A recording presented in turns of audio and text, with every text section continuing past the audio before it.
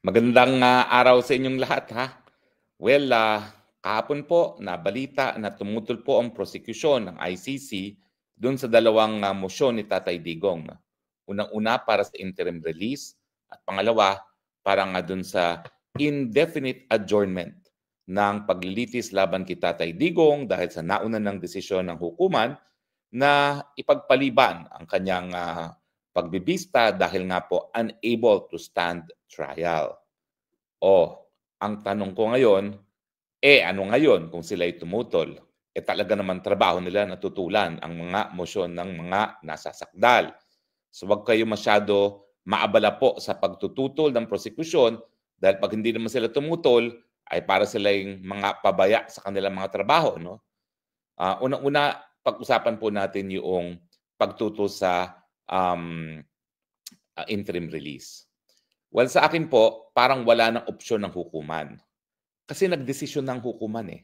Nagdesisyon na ang hukuman na unable to stand trial ng Tatay Digong. So ano pang gagawin nila?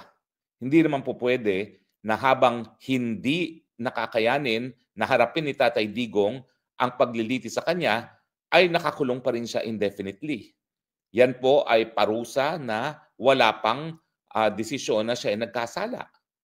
Ang aking kinatatakot nga po is maski mag-grant ang interim release, baka walang tumanggap sa kanya at masapit niya ang kapalaran gaya nitong si Kaguba na hanggang ngayon, maski wala na sa tamang pag-iisip dahil meron na siyang demensya at meron na siyang Alzheimer's, ay nakakulong pa rin.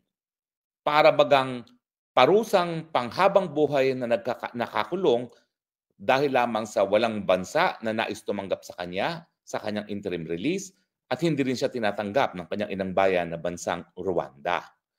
So sa akin, ano pang gagawin ng hukuman?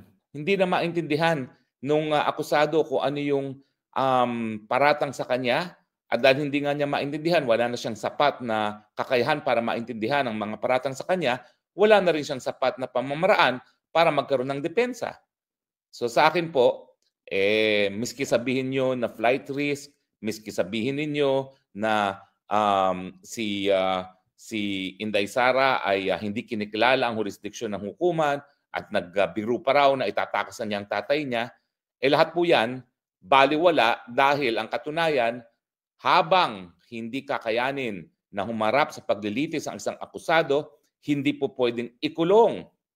Kaya nga po, di ba, ang aking pagkakaiba kay Kaufman ay hindi ko lang hihingin ng indefinite adjournment, ang hihingin ko outright dismissal of the case. Pero isa-isahin din natin yung mga sinabi ng prosecution. Una-una, sabi niya ay flight risk. Limot-limot na nga, paano naman magiging flight risk yan? Paano niya paplanuhin ang kanyang pagpapatakas sa kulungan? Limot-limot na nga siya. Baka sabihin niya ngayon, tatakas ako tapos maya-maya makalimutan na niya. Ano nga bang gagawin ko? Di ba? Ganyan naman ang anyo ng limot-limot.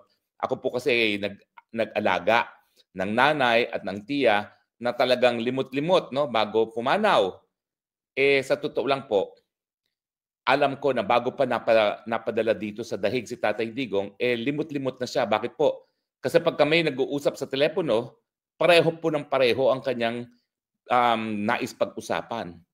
Para bagang hindi niya naalala na nasabi niya yun sa akin. So sa akin, day one pa lang po ng paglilitis, alam ko na limot-limot. Sinabi rin po yan na hindi ko lang yan sinabi rin niya ng mga kapamilya ni Tatay Digong. Kaya nga, nung kauna-unahang araw ng pagdinig dito sa dahig, nais nilang iparating na kaagad sa hukuman yan. Hysterical po si Ma'am Hanilet at saka talagang insistent si BP Sara na maparating yan sa hukuman. Ang naging desisyon naman ng lead counsel, nakausap naman daw niya at hindi po pwedeng sabihin na limot-limot dahil mukhang naiintindihan niya yung mga proceedings. Pero sa katunayan po, either mabilis na lumalayan or sa mulat-mula po talaga, talagang medyo matindi na yung problema sa pagiging limot-limot. Ang problema kasi, ako anekdota lang, kwento lang ang sa akin. Hindi naman ako doktor, so wala akong kakayahan na mag-gauge. Pero day one pa lang po, alam na po yan. Yung pagiging limot-limot ni Tatay Digong at Yun nga po, no? Ang nakakalungkot, 6 months later, yan din po ang dahilan para matigil nga ang proceeding sa kanya. Sana hindi na siya nakulong ng 6 na buwan, no? Pero yun nga po, so paano siya makakapagplano ng kanyang pagtatakas, baka makalimutan niya na nagplano siya na tumakas. Talaga naman itong mga prosecution ng ICC, no? O pangalawa, hindi raw kinikilala ng pamilya yung jurisdiction ng ICC. Ano ngayon kung hindi nila kinikilala? Talaga namang nalabag ang Article 59 ng ICC. Gusto mong bang sabihin na maski merong paglabag sa mandatory provision ng ICC, yan ay dahilan para hindi siya mabigyan ng interim release? Kung titignan ninyo, siya lang ginagamit ng Rome Statute na kinakailangan iharap muna sa lokal na hukuman na magarantiya na ang karapatang pantao ay ginalang at pangalawa, ginalang rin ng soberenya. Dahil kung wala nang ang dahilan para makipagtulungan sa ICC, malalabag at malalabag ang soberenya ng bansa kung saan kukunin yung akusado. O ayan, anong sama kung sasabihin mo talagang hindi nasunod ang Article 59 and therefore yan ay kidnapping? Totoo naman, hindi dapat yan maging dahilan para tutulan ng interim release. At yung joke na itatakas daw niya, well, in the first place, joke nga yung prosecution na nagsabi, it was said in jest o nagbibiro. Bakit mo ngayon gagamitin yan dahilan para hindi magkaroon ng interim release? Now, sinasabi rin nila na influential pa raw si BP Sara dahil Vice President sa Pilipinas. Talaga namang mangmang sila sa politika ng Pilipinas. Hindi nila alam na sa mulat-mula, at least mula nung 2024, talagang halos wala na kapangyarihan si Inday Sara. Nakita nyo naman kung paano linapastangan yung kanyang chief of staff ng Quad Committee. Nakita nyo naman kung paano nakidnap ang sarili niyang ama. Kung may kapangyarihan pa ang BP Sara bilang Vice President, sana nakapasok na lang siya doon sa Villamor Air Base nang natigil yung pangingidnap sa kanyang ama. Dahil hindi man lang siya nakapasok, yan po ay patunay na meron lang siyang titulo pero binabaliwala ang kanyang titulo at ang kamangyarihan ng kanyang opisina ng mga liderato sa Pilipinas. Kasama na ang kapulisan na talaga namang lantaran ng pagbabastos kay Inday Sara nung panahon nga na pilit nilang linilipat yung kanyang chief of staff na si Laika Lopez at saka sa Villamor dahil hindi nga siya pinapasok. Hindi ba pagbabastos yun? Sa pangalawang pinakamataas na opisyalis ng bayan na hindi man lang pinapasok doon sa holding facility kung nasaan naroon ang ama ni Inday Sara Duterte. So sa akin, wala pong saysay yung mga sinasabi ng ICC prosecutor kung bakit sila tumututo sa interim release, pero ang pinakamalakas na argumento, wala na. Nagdesisyon na ang hukuman. Hindi kayang harapin ang paglilitis at kapag siya ay pinatuloy na ikulong, yan po ay cruel, unjust, and arbitrary detention, which is a form of punishment na hindi dapat ipataw dahil hindi pa napapatunayan ang pagkakasala ni Tatay Digong. Now, yung pangalawa naman na tinutulan din nila yung indefinite. Okay? Ano nga ba ang tawag dun sa sinabi nila? Kasi dyan nga kami hindi mag-agree na naman ni Kaufman. Ang hinihingi niya ay indefinite. Dali Ano nga ba yun? Para hindi ako magkamali. Okay? Indefinite adjournment. Okay? Kapag indefinite adjournment, ulitin ko po, tuloy pa rin ang kaso. Akusado pa rin si Tatay Digong. Kung siya'y makakalabas ng kulungan, it is because of the interim release. Pero dahil nga sa sinabi ko sa inyo, yan po ay hindi po pwede sa Pilipinas unless, gaya ng sinasabi ni Kaufman, payagan ni Marcos, na ang sinasabi ko naman ay hindi papayag si Tatay Digong. Whether or not siya'y limot-limot, ay sigurado po ako, babalik ang kanyang tamang pag-iisip kapag sinabi na, huy, uuwi ka sa Pilipinas dahil napapayag namin si Marcos. Ay, naku po, hindi papayag po dyan si Tatay Digong dahil hindi siya tatanaw ng utang na loob dyan sa mga Marcoses na ni minsan na hindi niya sinuportahan dahil alam naman niya talaga na weak leader yung Marcos na yan. Now, anong dahilan nila? Well, kasi daw, kukuha sila ng sarili nilang dalubhasa. So, kung papansinin niyo po, hindi kasi po pwede na yung mga prosecutor at mga abogado na wala namang alam sa siyensya ang siya magsasabi na kaya niyang harapin ang paglilitis laban sa kanya. Kinakailangan kumuha sila ng sarili nilang eksperto at bahala na ang korte magdesisyon kung sino ang mas papaniwalaan sa dalawang eksperto. Pero pansinin niyo po sa order ng hukuman na ipinagpaliban ang confirmation of charges, hindi ang depensa ang naghain ng eksperto na nagsabi na hindi na kaya ni Tatay Digong harapin ang kanyang ang mga paratang laban sa kanya. Ito po ay isang eksperto na kinuha mismo ng detention facility. So ibig sabihin, hindi po binayaran ni Tatay Digong yung eksperto para sabihin na unable to stand trial na siya. Ang humingi ng ganyang opinyon, yung detention facility mismo. So bakit hindi naman paniniwalaan yan ng hukuman? At sa katunayan, itong dahilan kung bakit pinaniwalaan at ipinagpaliban na nga ang kanyang confirmation of charges.